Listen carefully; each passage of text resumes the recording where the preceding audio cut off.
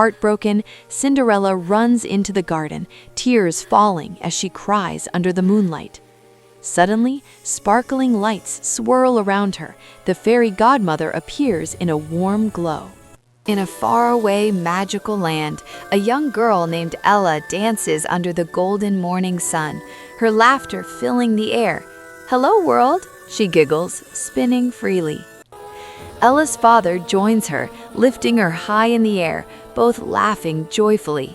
Their bond is warm and full of love. Suddenly, clouds gather, shadows falling. Ella looks up, sensing a sudden sadness. A solemn moment, Ella's father falls ill, leaving her feeling alone and scared. After her father passes away, Ella stands at the window, tears glistening, watching the golden sun disappear. Enter Lady Tremaine, cold and stern, taking control of the house with a harsh glare. She brings her two daughters, Anastasia and Drizella, loud and messy, laughing mischievously. Ella is forced to work like a servant, scrubbing the floor as they watch and laugh. Her name is cruelly changed to Cinderella, marking her new life of hardship. Cinderella cooks, washes, and cleans from sunrise to sunset, yet keeps a gentle smile.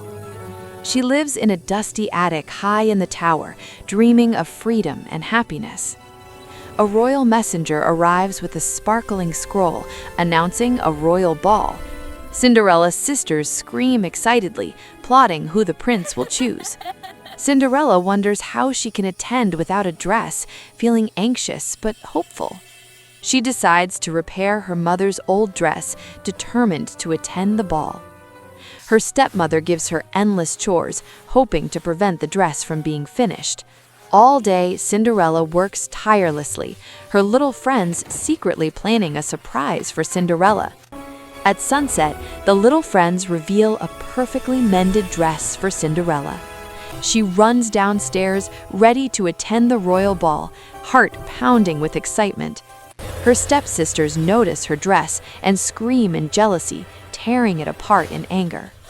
Heartbroken, Cinderella runs into the garden, tears falling as she cries under the moonlight.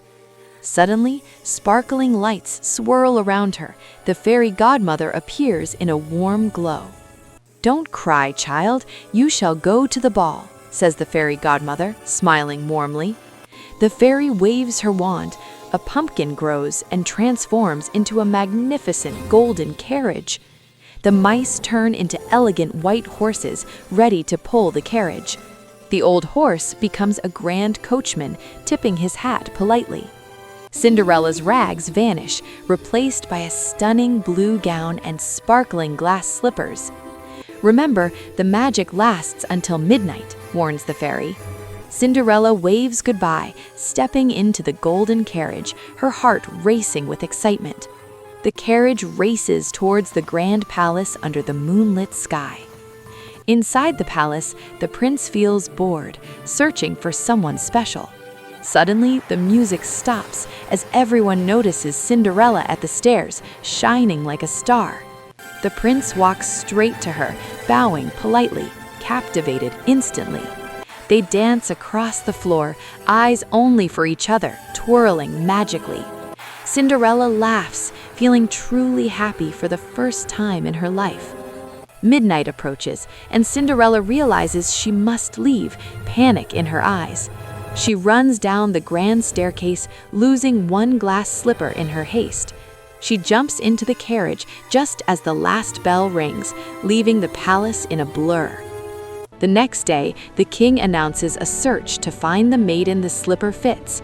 The duke visits every house, but the glass slipper fits no one.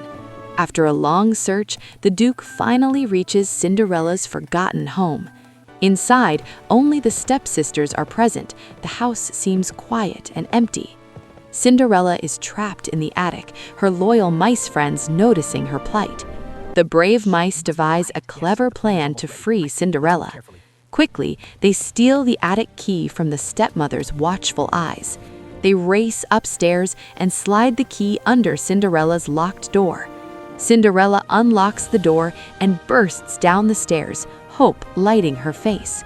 She asks politely, May I try on the the slipper?" slipper? Bowing slightly. The stepmother tries one last trick, smashing the slipper to tiny pieces. Cinderella reassures everyone, showing the matching slipper she kept safe. She slips it on and it fits perfectly. She is the princess. Because of her kind heart, Cinderella forgives her stepfamily gracefully. She returns to the royal palace where the prince awaits, overjoyed. Joyful wedding bells ring across the kingdom, announcing their union. The grand royal ceremony begins with music and dancing. Even as queen, Cinderella remains kind and magical! good-hearted To the happy always. couple. Onward to our future. Safe travels, we love you! They lived happily ever after in their castle, surrounded by joy and love.